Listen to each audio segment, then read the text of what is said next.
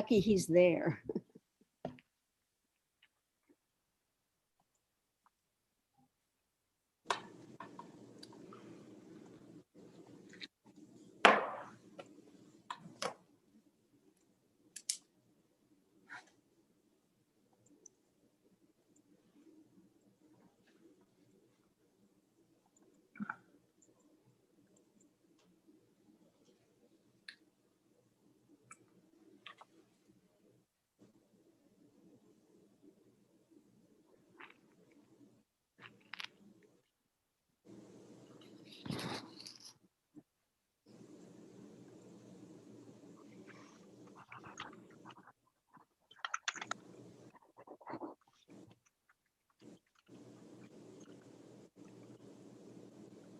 You just let us know when we're ready, Craig.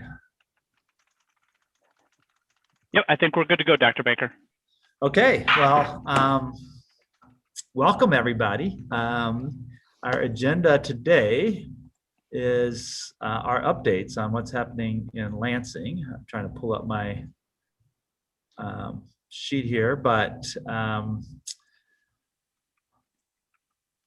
legislative update, that's where we go. Let's go ahead and start. And then the other two items are the discussion about our luncheon and then Capitol Day. So John, you want to get us started? Sure. Thank you. Rusty and I are going to tag team this a little bit. And once again, we need to give credit where credit is due to none other than Chris Glass, who is the fearless leader of the West Michigan Talent Triangle. Chris couldn't be with us this afternoon, but he has provided copies of his recent presentations. I know that this morning he had a legislative update to the KISA. So we're going to steal his presentations and use them because we kind of run lockstep with Chris, and we'll just get going here. So first thing we wanted to do is look at the governor's executive budget recommendations. Overall, you will see that it is a positive budget introduction for us. What I think is really important to know is that while you're going to see that there's a lot of positive trends within this budget, you will also note that it's still not providing the level of funding that we need and we're hoping for, but we are encouraged by what was introduced. And so one thing that Mr. Glass pointed out is this is a 1.9% increase over last year, but this does not factor in the fact that there's $1.2 billion that are sitting in the school aid fund. And so we'll have to, and as we unpack this budget, as well as the different federal COVID related funds, we want to really see kind of how this will flush out, what still needs to be approved by the legislature for the federal funding, and what does the pass through look like so that we can be clear on what is the state funding as proposed, and then what are the additional federal dollars that we know are still coming. So this probably changes or could change Governor Whitmer's promises that the school aid fund would be just for K-12.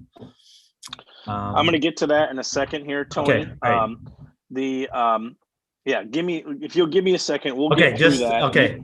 Yeah. May I ask one quick question? This is all just her proposal, right? This was simply what the executive budget recommendation is. And Rusty, feel free to chime in as we're going through here. Step one. This is step one. Step one. Yep. So as you'll see, certainly the positive news is that that GRPS would be looking at $164 per pupil increase. They did administer the 2X formula, which means that they are continuing to close the gap between the highest funded and lowest funded districts.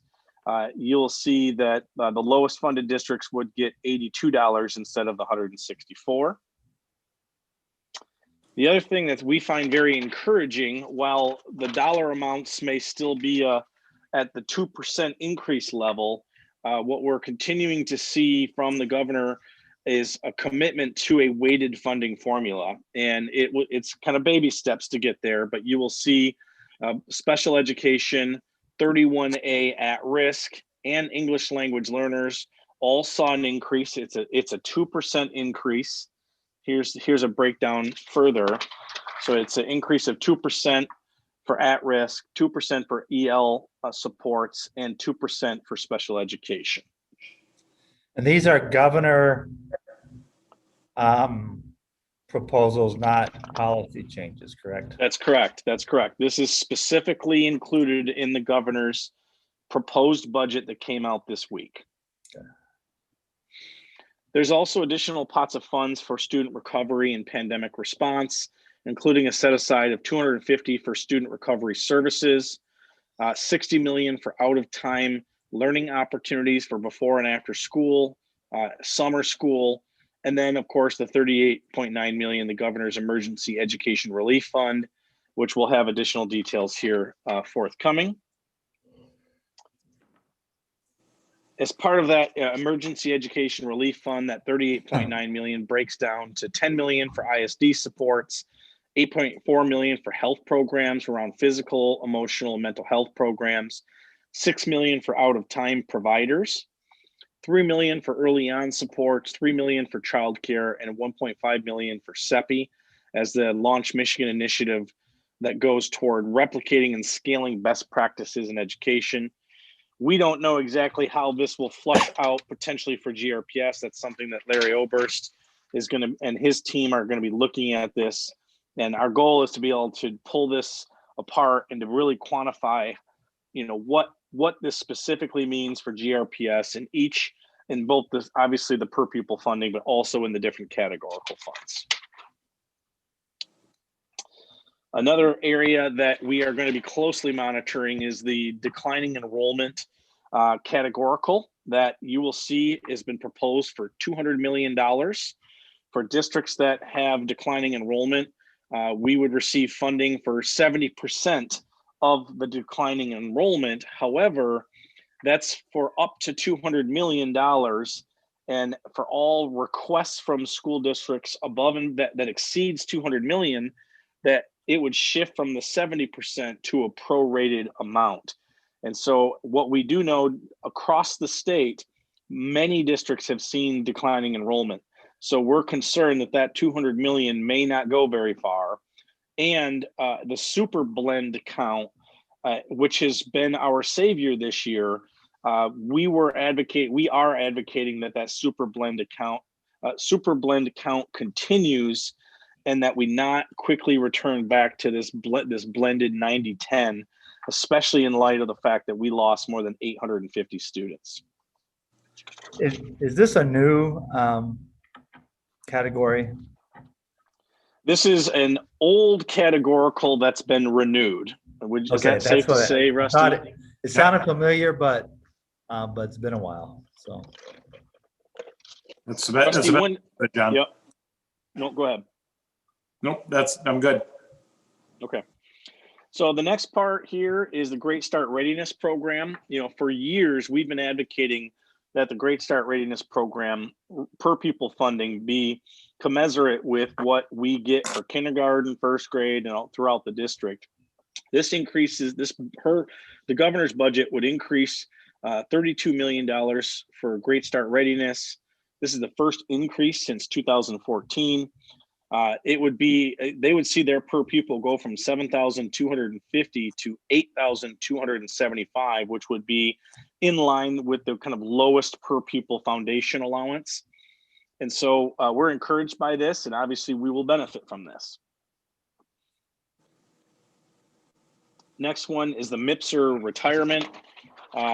There are normal rate increases in pension plans that will cost districts more money.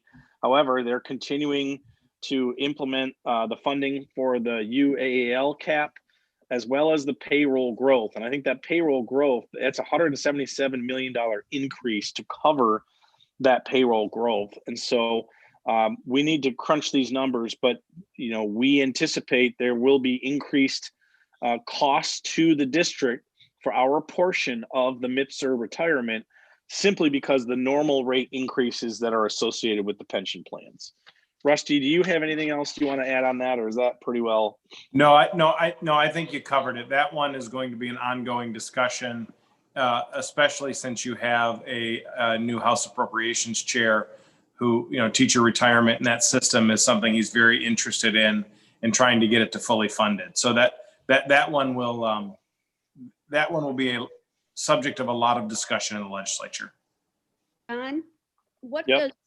does the UAAL cap mean? That is, Rusty, correct me if I'm wrong on this, but that's the unfunded liability. Right. Essentially that is covering that. Well, what it's doing is the state law says districts don't have to pay any more than 20.96% of the retirement cost for the fund. That's the cap. The 1.3 billion is what is over the cap. If you meted that out to all the districts, your percentage might be 23%, right? But they're keeping you at 20.96, and the cost to do that to the school aid fund is 1.3 billion. That's right. It technically stands for unfunded accrued actuarial liability. I'm sorry I asked. I have that tattooed on the back of my neck. Just for fun. Right. All right. So the other things that are included are the funding for early literacy coaches is maintained. The early literacy grants to the districts is maintained. Mental health supports maintained. And then funding for the drinking water filters. And I know that Chris Glass raised the point that this is not ideal, that this is being funded through the school aid fund, when it could be argued that there are other departments that may be more appropriate, like a MIOSHA or the health department. Yeah, DHHS seems like a good DHHS, yep.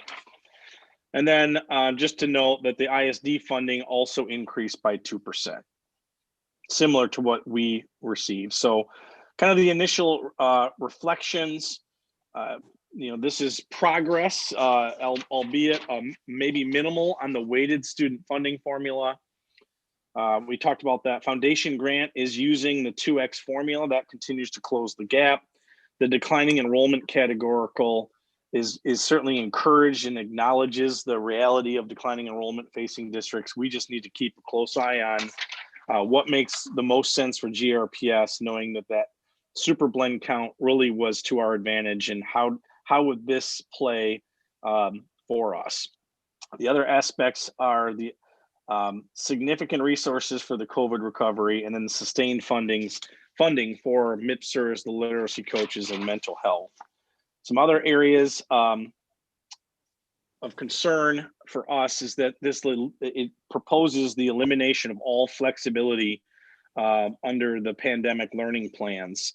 And so that means the seat time and attendance rules that we've been operating under, it's now returning to the prior law. And then our online hybrid programs must be compliant with the 50D section of the pupil accounting for the state. And we still need to crunch what that means for us, but that is a concern because that flexibility has been very helpful through this pandemic. And we're still in the middle of a pandemic, and doesn't look like that's changing anytime soon. So, John, the concern about that shifting flexibility, is that concern only because we may still be having problems with COVID in the fall, or is it also because we want that flexibility on an ongoing basis? It's probably a little bit of both, and in the sense that, for the fall, we know that, our goal would be looking at how do we get back to 100% in person. Also knowing the reality is that we have parents that still may not be comfortable, and they still may prefer a virtual option. Well, we could provide a virtual academy, but there's a whole lot of rules that govern it and things that we're going to need to kind of go into eyes wide open before we put that out there. And there is a survey, Dr. Baker and other members of the board, that we shared a copy of with you earlier today. We're going to be surveying our parents and staff, trying to gauge where they're at with regards to instructional models this fall. So maybe this isn't the right place to do that. I'm sure a strategic plan would look into this if it was a more permanent solution. But I read that survey and I was wondering whether or not that was a temporary COVID related measure or a long-term question. So it could be both. Okay. And realistically, it could. And that's like a non-answer. But we're thinking about what, we're trying to be predictive of where we will be this fall, and then having a plan of, let's say if everything does return back to normal, will people who have been successful and have experienced virtual school say, you know what, I really like this virtual model, and we want to make sure that we still remain competitive, because other districts are doing the very same thing. Yeah, no, I wondered that, but it certainly makes sense at a lot of levels. A year ago, I would have, what the heck are we talking about? But, but now it seems, I'm considering that more from the work I do at Ferris too. It's just, it does make education more accessible. Mm-hmm. Even if it's not ideal, it's still more accessible for those that can't access it. So, okay, thanks. I'll stop asking questions that get John in trouble. Well, I do have a couple of questions on the 50D. John, can you explain a little bit more what that means? Yeah, Rev, I wish that I could. I'll be the first to admit I literally have a 10-page document here that's the section on 50D virtual learning.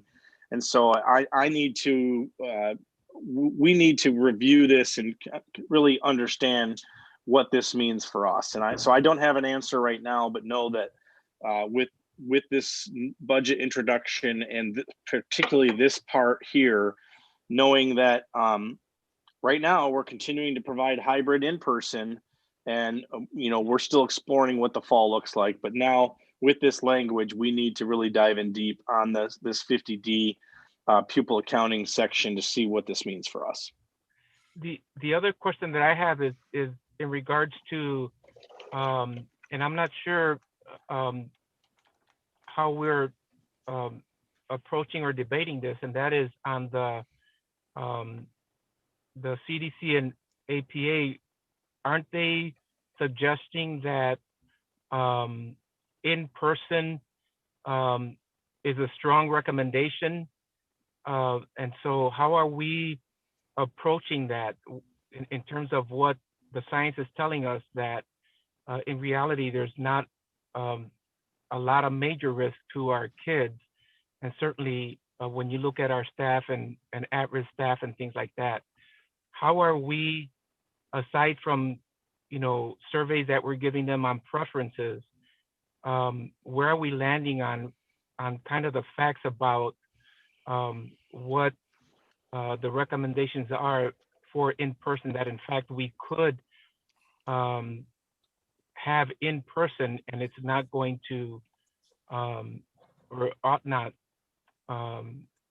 increase COVID cases per se? So, and Dr. Roby, I'll take a stab at this.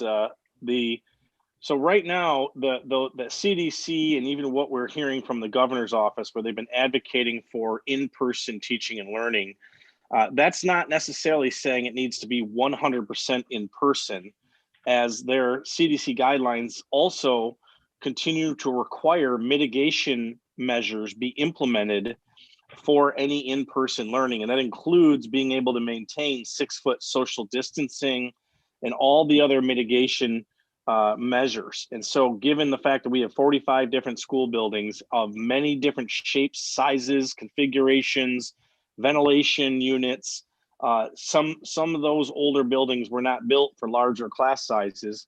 And in most cases, it'd be very difficult for us to have 25 to 30 kids in a traditional classroom and be able to exercise to implement the 6-foot social distancing.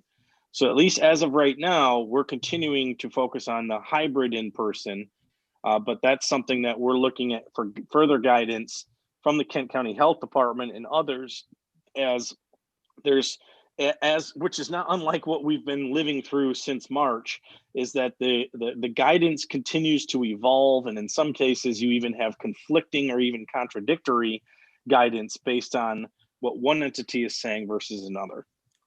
Yeah, and I for mean- purposes of this committee, I think that we've had these discussions about what we as a district could do, but for purpose of this committee, I think is advocating for greater flexibility for us to be able to make these questions. I mean, to answer these ourselves. So in interaction with. So yeah, I think that just as it relates to legislative work, obviously responding to what the state expects is important too, but the other question I think is a full board question, I guess is what I'm saying.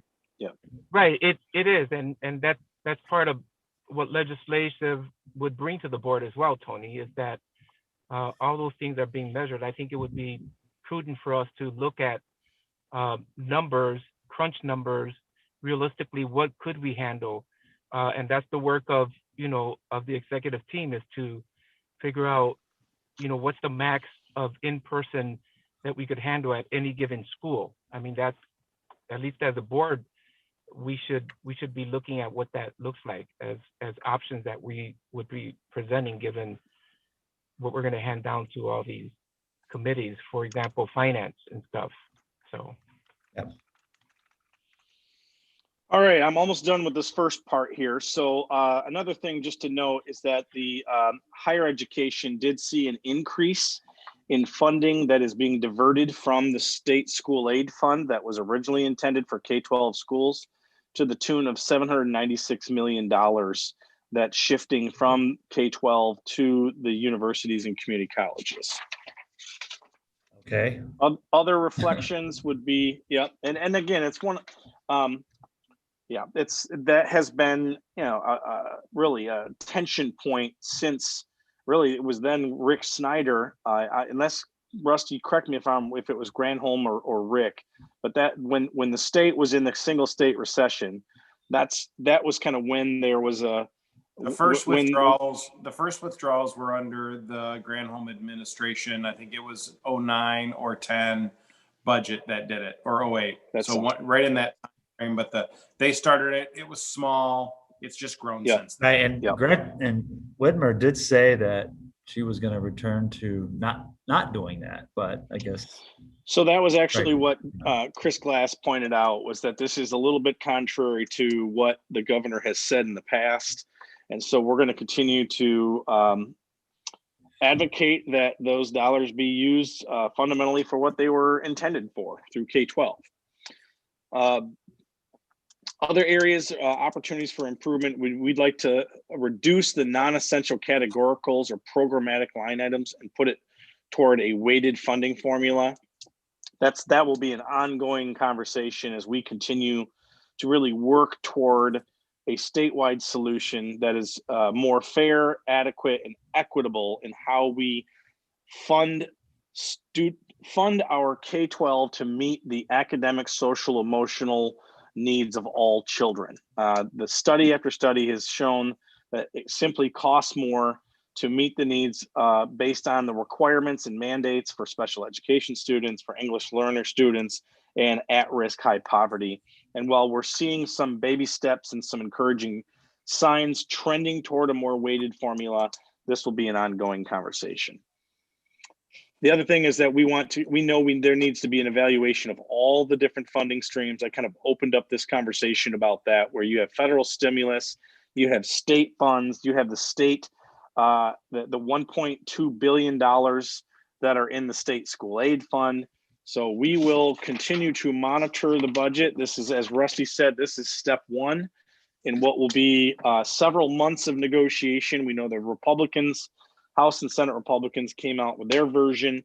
So Rusty, do you want to comment any further on kind of how the sausage will be made now and what you see as next steps? Yeah, absolutely. So you'll now have the subcommittees, K-12 subcommittees, about the House and the Senate begin to hold on this and other budgets. And what our understanding is that the two chambers, the House and the Senate, want to have their versions of the budgets in their first draft done and passed out of their chamber by spring break. So by prior to April 1. And then normally they would then come back and the other chamber would work on the other budget bills that they hadn't done the first time. And then you sort of wait for the May revenue estimating conference, which is the second time the state gets together and guesses what the funding will be for the year. And then they go into targets with the hopes of probably being done with the budget by mid to late June. It's sort of been the goal over the last decade or so. And in fact, I think we've even passed legislation that says they have to have it done by the end of June, though there's no penalty. It's simply just in statute. So that's sort of the process. Are we okay if we shift to legislative priorities now? Yeah. All right. So again, this is hats off to Chris Glass and the work that he's done with the West Michigan Talent Triangle. The Talent Triangle's legislative agenda is aligned with the GR Board of Education agenda. And as he points out here on this first slide, you know, why have we established COVID legislative priorities? And the reality is we're operating in a pandemic requires that strong partnership, open lines of communication with our elected officials, and changes in laws are going to be needed in order to further facilitate how we successfully and safely function during this pandemic, even if we're getting toward the end where vaccines are at a high rate, that the positivity rates are down. You know, the reality is it will likely last well into the next school year, and we're going to need that flexibility, and there may be those surgical changes that are going to be needed to help us along the way. Wanted to share that in addition to your legislative platform, the superintendents across the region were polled, and they are overwhelmingly supportive of this legislative platform and what we are advocating for. So first and foremost is that timely and adequate funding. Why is that necessary? We know we can't develop programming or hire staff if we don't know what their budgets are. This COVID recovery is going to be a multifaceted, multi-year effort to meet the academic, social, emotional needs of all of our students. We know that not only are we expected to receive close to $40 million in federal stimulus, but we also know that there's likely to be another stimulus package as proposed by the Biden administration, and that these funds, we will have a multi-year opportunity to invest those dollars in all.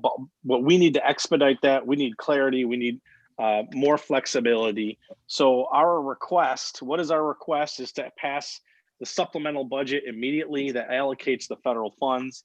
That's a very important point as well. 90% of those funds are already delegated through the Title 1A formula. There's 10% that's going to require the legislative approval, and that's where this supplemental budget comes in. We will be working over the next couple months to pass the school aid budget for next year prior to June 1. That's the other thing, is we do not want to wait until September before the legislature finally passes the budget after our fiscal year starts July 1. Rusty, do you want to talk a little bit about the supplemental? Anything else you want to add there?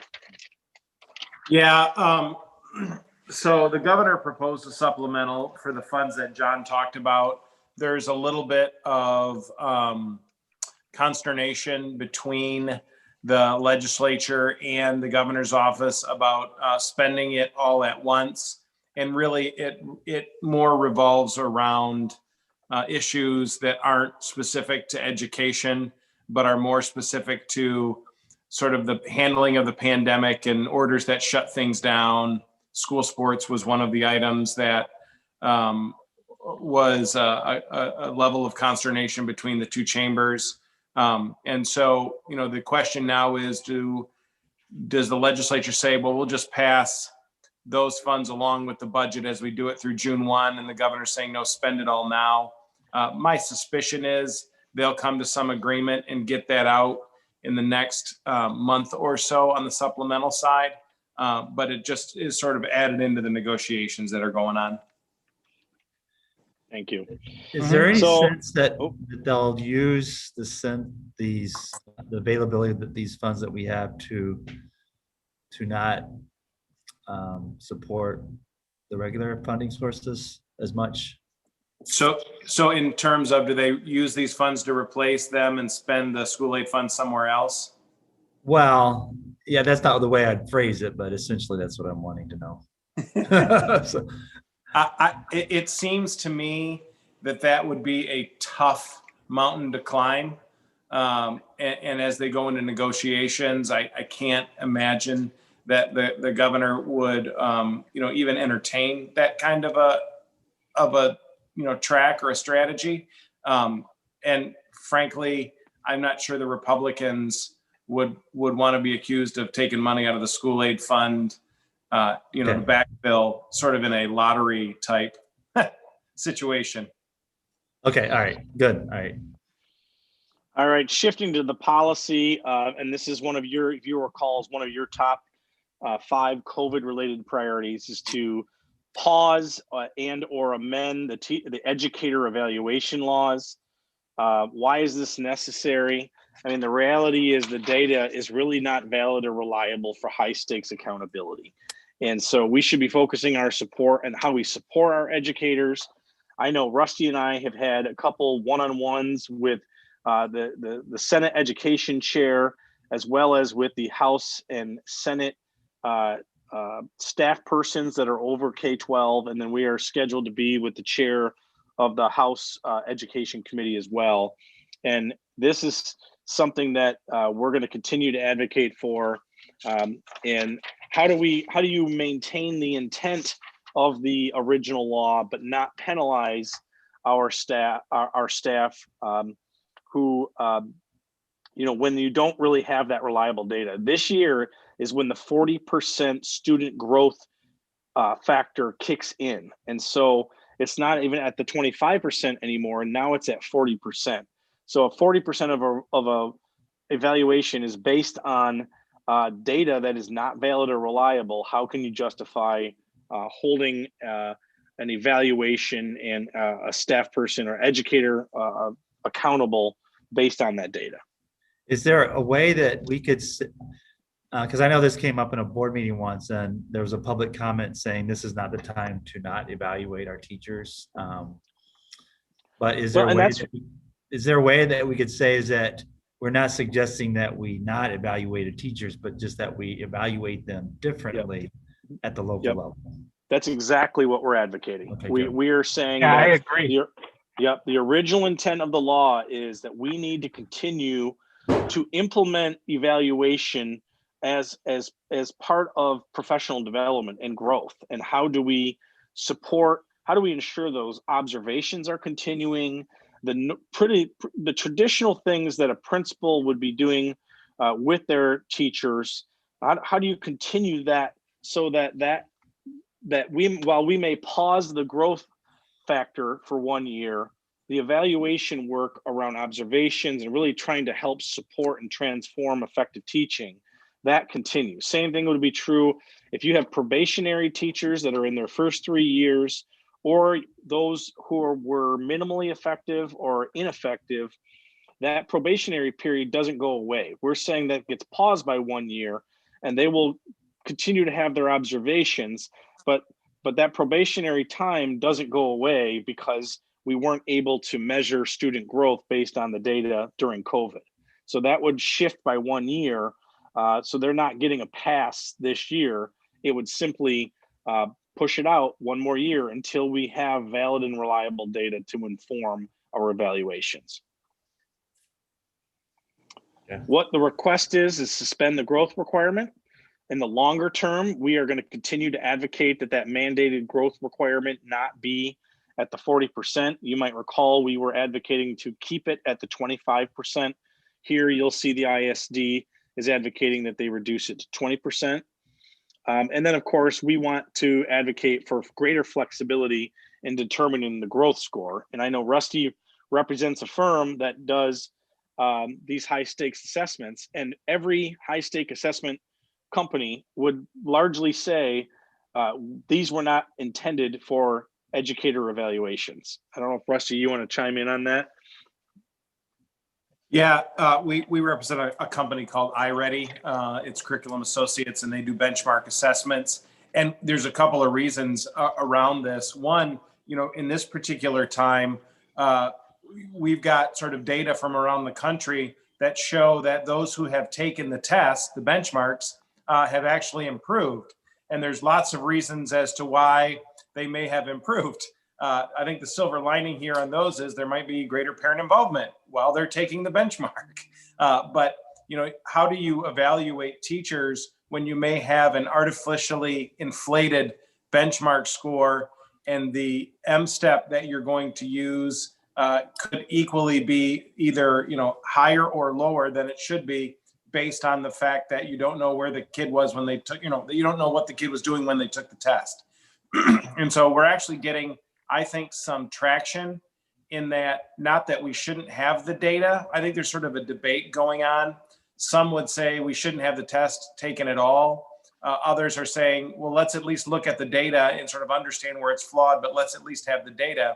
But the bottom line is we shouldn't be using this to either reward or penalize teachers when we just don't know how accurate the data is. Right on. So, I just have a question, I guess, is what opportunities does this afford us as we look at potentially continuing some kind of online presence or those options? Yeah, John, that's absolutely part of what we're going to need to unpack. I think part of it is understanding that part of the pupil accounting and what it would mean for the district to offer pre-K 12th grade virtual options. What are the mandated, what are the mandates, what are the regulations, and then what would that mean in terms of evaluation and how that's conducted as well. But I believe that teachers, because there are online academies throughout the state that have been operating for years, and they're held to the same educator evaluation that we are, from my understanding of it. But that's something we have to factor in as part of our planning. All right, suspending the third grade reading retention. Why is this necessary? And you remember, your position is to pause the mandatory retention. And in this case, the reality is the data isn't valid or reliable, and it disproportionately would impact low income and students of color. And so we believe that the third grade reading law needs to be paused, and we need to really relieve the administrative burden of this law and provide that local flexibility, especially now in the middle of this pandemic. So you'll see the ISDs maybe going a little bit further on some of their advocacy, but as we're looking at suspending or eliminating the mandatory retention component of the third grade reading law. Other aspects would be that continued regulatory relief. That why is this necessary is, again, choice in the educational delivery is here to stay. We know that we're going to have to be creative in how we meet the needs of all of our students, and that may include those in-person as well as hybrid learning opportunities, and we'll need that maximum flexibility. So some of these rules and regulations that were written that did not factor in a global pandemic and this seismic shift that's occurred, those rules and regulations may require additional review and scrutiny and hopefully some updating. And so, as you'll see, the request is for continued flexibility for the districts around seat time, pupil accounting rules, and we're going to continue to push that. And that is all I have. Rusty, do you have anything else you want to on the policy side? Yeah, no, let me see, make sure I'm off mute here. I had 3 teenagers walk in, so I apologize for the background noise. But I would just say this, we are, this is an area both on the 3rd grade reading and on the evaluation suspension, where I think GRPS can have an above average impact on getting this done based on the relationships that we've built with the chairs of the committees over the years. And so we're in the constant communication with them and trying to come to some sort of agreement and understanding where we can do the things that we need to do and be successful in that. Really, when you have, I think, a number of groups on the in the education community and then from the non-public schools that are trying to, not have those things happen. So I say all that to say we're sort of working within our plan that we've always had to go and engage very heavily with those in leadership and in the chair positions to try and find a way to get to a good position for us. And so we'll continue to do that and continue to keep you updated. But I feel like we're in a good spot to be successful on both of those things.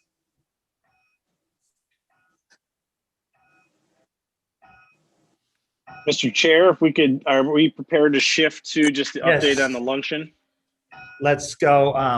Yeah, I'm not used to school bells telling me to move on. So, Move on, Tony, move on. so it's time to move on. Let's go to the next class. All right. Um, Well, Yeah, we so are. let's talk about the luncheon. We are gearing up for our legislative luncheon. We have so far confirmed Senator Winnie Brinks, Representative Brian Postumus, who's the only House member on the House Education Committee. Rusty and I met with Brian on Friday and are really working to inform him about GRPS. And then Representative LeGrand and Representative Hood. On the board side, Board of Ed, Jen Schottke, Dr. Baker, Raynard Ross, Kathy Downs-Lewis, and Reverend Matthias are confirmed. And I know that Rusty and his crew are making calls to some of the others. We have a vacancy in the state Senate seat that Pete McGregor once was in, and as now that he is the county treasurer, there's a vacancy there. So that's why we're not seeing another. Pete normally comes to these, but obviously in this case he will not be. Yep. And then, Rusty? just logistically, we're going to send out an electronic DoorDash credit for folks to order lunch so that we can have sort of a working lunch. Sounds great. Yeah, we thought that would be fun. Nice. Yeah, and my office is going to pick that up and make sure that everybody has it because we thought that would be fun. And we've done a couple of those and they work pretty well. And so we want to make sure that, we can still break bread together, even though we will be electronic. But, as John said, we've got a couple of our legislators who often are there that just have scheduling conflicts. It is what it is. And then, we'll try to make some calls and get some other attendance. But, we're in a good spot and everyone can order exactly what they want for lunch. That's very nice. Thank you, Rusty, because Sounds good. I was worried about a luncheon without food, but now I don't have to worry about that anymore. You do not. Just a reminder, the legislative luncheon is on Monday, February 22nd from 11:30 to 1. It is virtual. And as we just went through, the lunches will be provided. So that's all I have to report on that.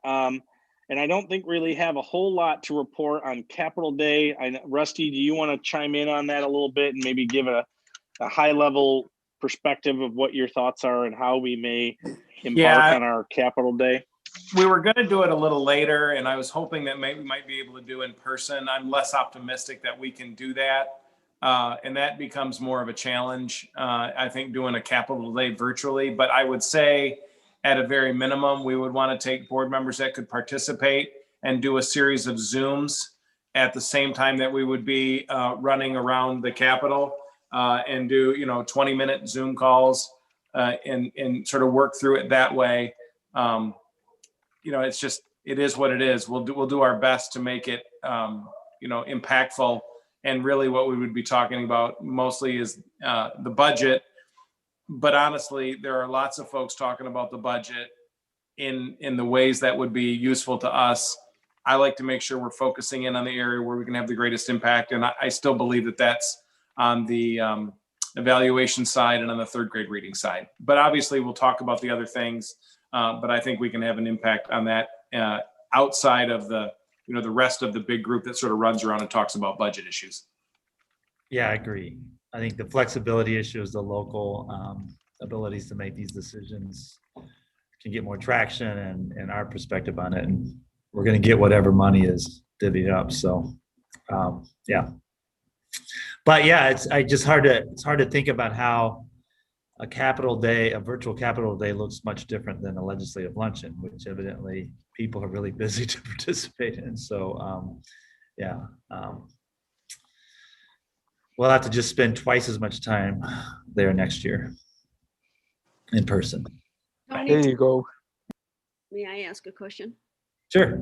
Okay, this is nothing to do with legislative, it's just to do with food.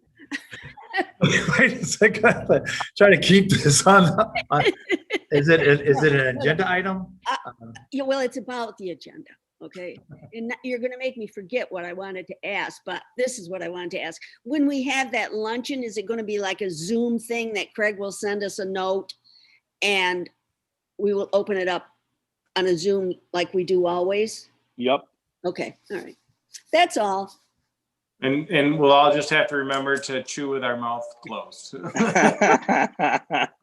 Or be like Kim That's funny. Williams and just put a picture of ourselves in there, you know? All right. That's all we have to report. Are there any other questions or more information? That's good. The budget stuff. So I think that we're going to have, we do have a March. Is our next meeting the one that's going to overlap with the retreat, or is that the April meeting?